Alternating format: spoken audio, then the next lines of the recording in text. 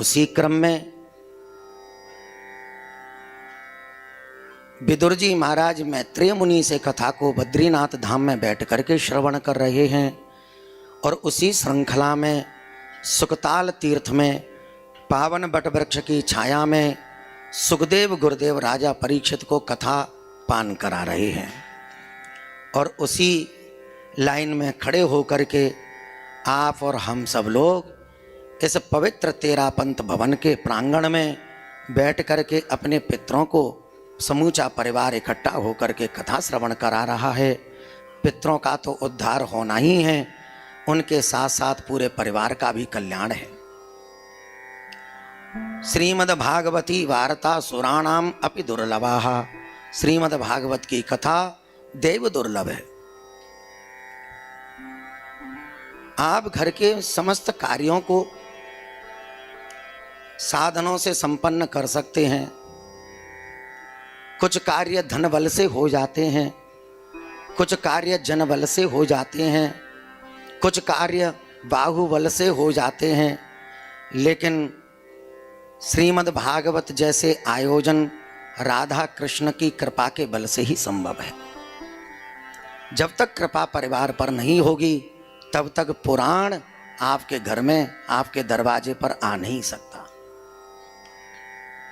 राजा परीक्षित साधारण नाम नहीं है, पूरा भारत देश जानता है उसके विषय में। हमने कथाओं में पढ़ा है, बड़े बड़े संत मनीषी कहते हैं घर में अगर एक व्यक्ति भी वैष्णव हो जाता है तो उसकी कई पीढ़ियां नरक में नहीं जाती, कई पीढ़ियों का उद्धार हो जाता है। मात्र एक कुल में वैष्णव हो जाए तो कई पीढ़ी। अगर परीक्षित के विषय में देखा जाए तो परीक्षित का तो पूरा खानदान वैष्णवों से भरा पड़ा है। फिर ऐसी क्या आवश्यकता है जो गंगा के किनारे गया? उसको काय का भय है? वो तो परम वैष्णव है। उसके दादाजी वैष्णव रहे, उसकी दादी जी वैष्णव रही, उसके माता पिता वैष्णव रहे, वैष्णव है। परीक्षित जैसा वैष्णव कौन होगा जिसकी रक्षा के लिए स्वयं चक्र लेकर के, गदा हाथ में लेकर के माता उत्तरा के गर्भ में उसकी रक्षा के लिए पहुंच गए? उससे बड़ा वैष्णव कौन होगा? लेकिन ऐसा वैष्णव होकर के भी वो गंगा के किनारे बैठा है। ऐसा क्यों? बोले पता चला वो मोक्ष के लिए नहीं बैठा, वो मुक्त होने के लिए नहीं बैठा, तो काय के लिए बैठा है? बोले एक लालसा हृदय में है, कथा मात्रैक जीवनम। मुझे भगवान की कथा मिल जाए। कथा से उसको मोह है, वो कथा के लिए बैठा है। मोक्ष फोक्ष के लिए नहीं बैठा, वो तरने फरने के लिए नहीं बैठा, वो सिर्फ कथा के लिए बैठा है। वो तो परम वैष्णव है, उसको तो मोक्ष मिलना ही मिलना है। लेकिन वैकुंठ में कथा नहीं मिलती। वैकुंठ में समस्त वैभव मिलेंगे आपको। यहाँ से भी अच्छे सोफाओं की व्यवस्था बताइए वहाँ, यहाँ से अच्छे भी वस्त्र पहनते हैं वहाँ। आपको तो यहाँ 4 टाइम खाने के लिए चाहिए, वहाँ भूख ही नहीं लगती।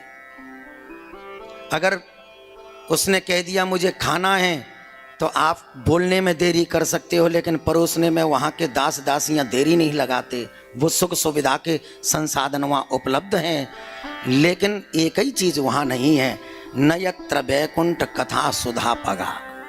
वैकुंठ में कथा नहीं है, वैकुंठ में नंद महोत्सव नहीं होते, वैकुंठ में राम नवमी का त्योहार नहीं होता, वैकुंठ में भगवान की भजन संध्याएं नहीं होती।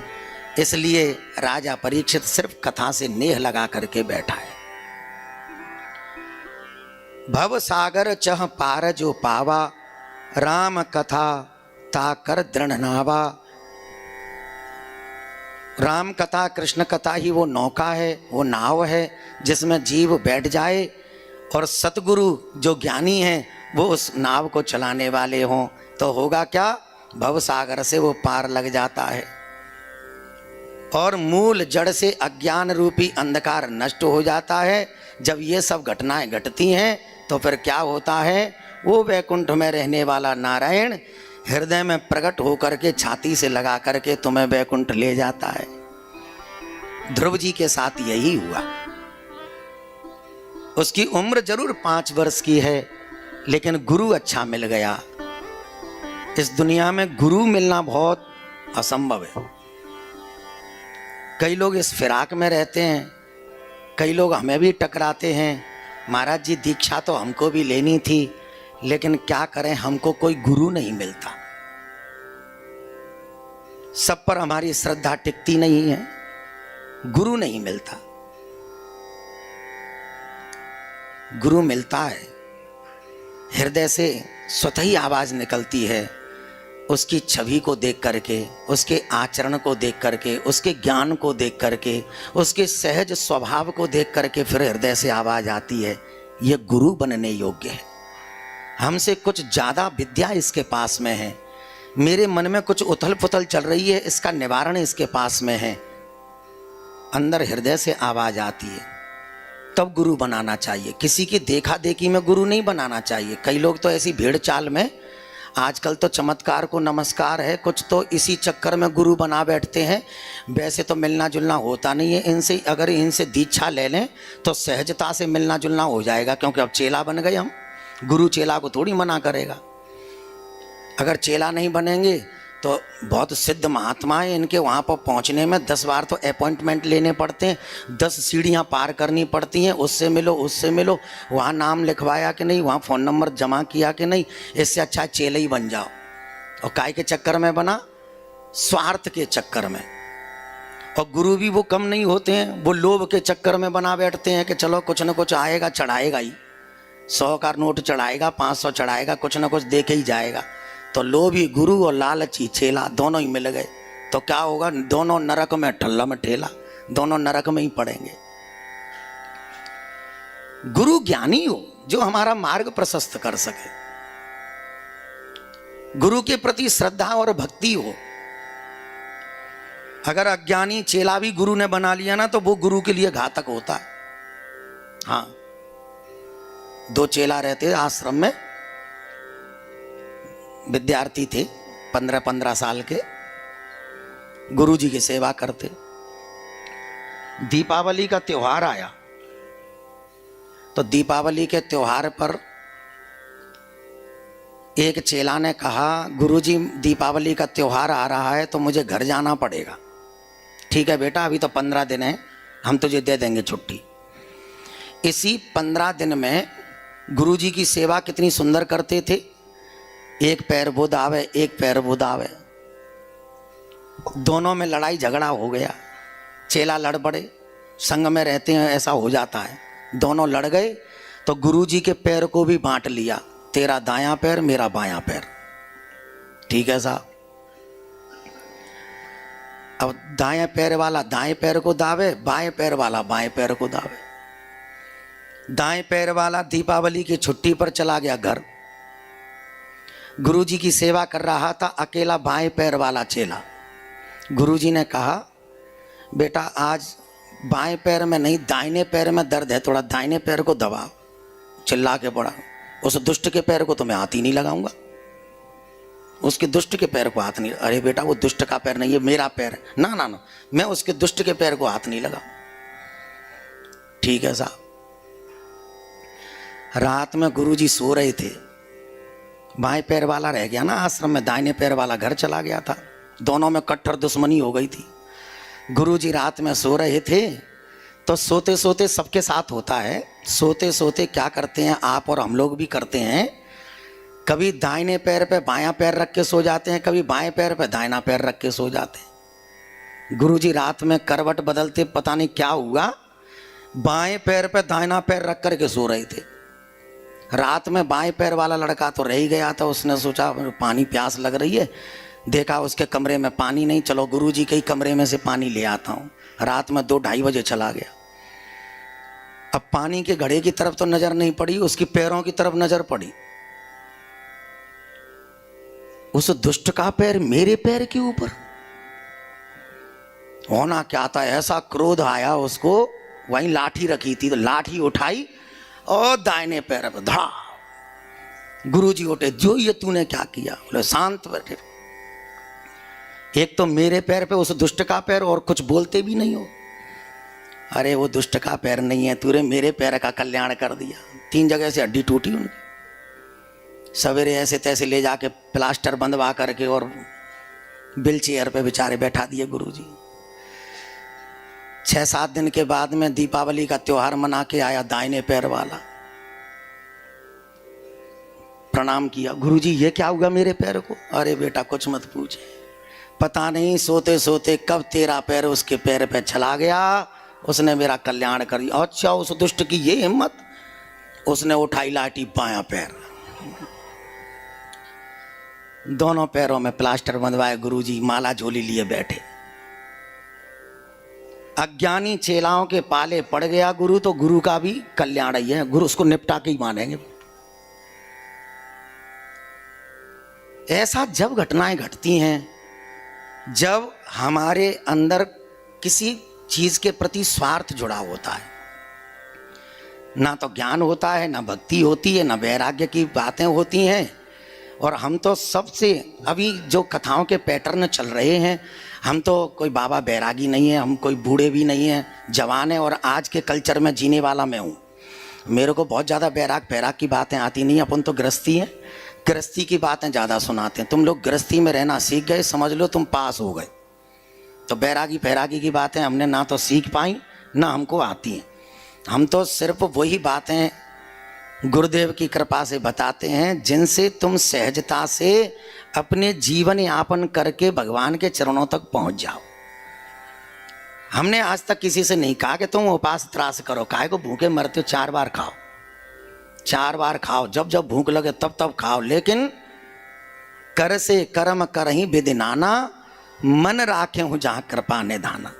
हाथ पैर शरीर से समस्त कार्य करो, खूब खाओ खूब पियो, लेकिन मन को भगवान के चरणों में रखो, बस इतना सा करना। ये कथा का पूरा सार है। तुम्हें बहुत ज़्यादा बैरागी ये सब नहीं अपनाना है। सवेरे 5 बजे पता चला ठंडी में उठे और स्नान कर रहे हैं और ये फलाना ढिमना, ये चक्कर में तो पड़ना ही नहीं। जब तुम्हारा मन करे तब नहाओ, क्योंकि नहाने से तो तन शुद्ध होता है, लेकिन मन की पवित्रता तो भगवान के भजन से है। मन को पवित्र करो, शरीर भले ही ना हो।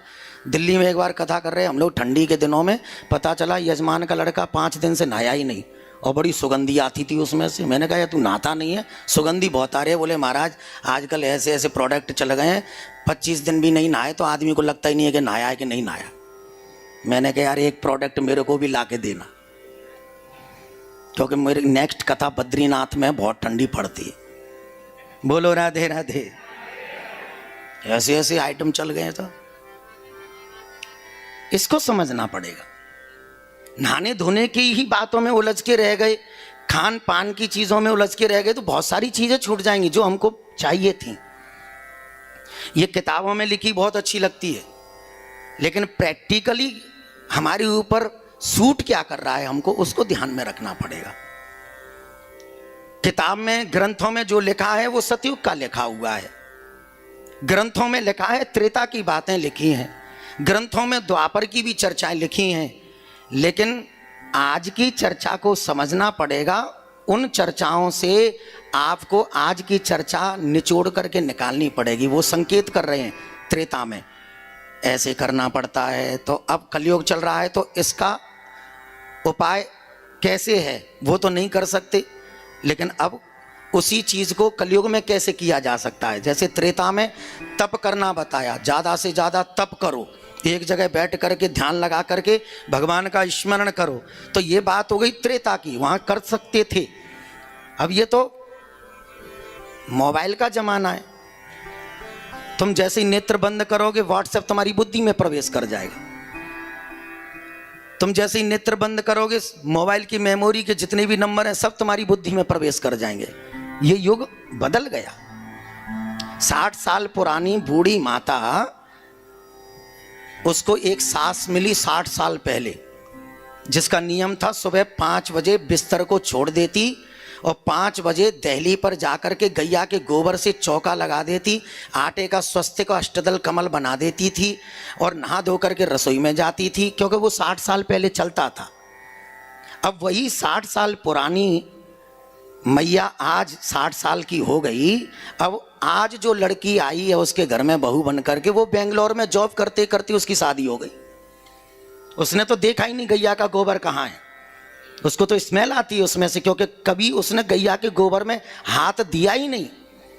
अब वो 60 साल पुरानी मैया उस बेंगलोर वाली लड़की से कहती है, तूने गैया की गोबर से झाड़ू चौका नहीं लगाया, तूने छड़ा नहीं डाला, तूने यहाँ स्वस्तिक नहीं बनाया, और जहाँ तुमने ये सब करना चालू किया और तुम्हारी गृहस्थी का हुआ सत्यानाश। बोलो राधे राधे। तुम टोकोगे टोकोगे टोकोगे, ज़्यादा ही टोकोगे टोकोगे टोकोगे, सब तो चले जाएंगे फैक्ट्री दुकान, सास और बहू घर में रह जाएंगी। सास ज़्यादा टोकेगी टोकेगी, फिर बहू सास को कुंडी में बंद करके वो ठोकेगी ना। बोलो राधे राधे। तो त्रेता की चर्चा को तुम यार आज ना, हमें आज की चर्चा को समझना पड़ेगा। अब इतनी जो हमने चर्चाएं करी, इसका एक निचोड़ है। कौन सा निचोड़ है? मन राखे हूं जहां कृपा निधाना। इस आधी चौपाई को बस हृदय में बैठा लो। स्वामी श्री राम सुखदास जी महाराज का सूत्र, आज चौथा दिन हो गया कथा का। जितने भी श्रोता वैष्णव बैठे हैं, घर जाइएगा। गीता प्रेस गोरखपुर की दुकान पर स्टिकर बहुत सुंदर मिलते हैं, जिसकी कॉस्ट 25 रुपये से चालू हो जाती है, और जितने तक मिलते होंगे उस पर लिखा होता है, हे नाथ मैं आपको भूलूं नहीं। आपके बच्चे बहुत अच्छी ड्राइंग बनाना जानते हैं, उनसे कहिए बहुत अच्छे से कागज़ पर बड़े बड़े अक्षरों में स्टाइल में लिखो, हे नाथ मैं आपको भूलूं नहीं। उसको मड़वा करके आप अपनी बैठक में लगाओ, हे नाथ मैं आपको भूलूं नहीं। जब जब आप वहाँ से गुजरोगे तब तब आप पढ़ोगे ज़रूर। जब जब आप वहाँ से निकलोगे आपकी नज़र पड़ेगी, एक बार हृदय से निकलेगा, हे नाथ मैं आपको भूलूं नहीं। इस दुनिया का सबसे बड़ा मंत्र है ये। राम रक्षा स्तोत्र के चक्कर में नहीं पड़ना है। नारायण कवच आता है, बहुत अच्छी बात है, लेकिन बहुत ज़्यादा ही पीछे नहीं पड़ जाना है। ये सब बहुत बड़े बड़े पाठ हैं। संस्कृत में त्रुटि हो जाती है तो अपराध लग जाता है, काय को चक्कर में पड़े हो। बहुत बड़ी, इतनी बड़ी रामायण है, उसको कहाँ तक पाठ करोगे? इतना बड़ा ग्रंथ है भागवत का, कहाँ तक अध्ययन करोगे? अगर समय नहीं मिलता गृहस्थ में तो 2 शब्द क्यों नहीं रट लेते, जो हर 2 मिनट और 5 मिनट में हमको कहना है, हे नाथ मैं आपको भूलूं नहीं। बस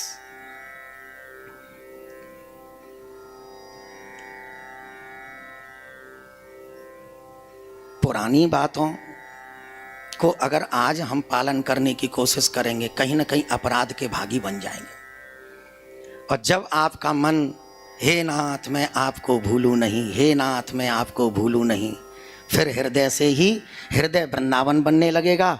वहीं आपको तुलसी का पौधा नजर आने लगेगा, वहीं आपको वृंदावन बिहारी बांके बिहारी लाल दर्शन देने लग जाएंगे। ऐसे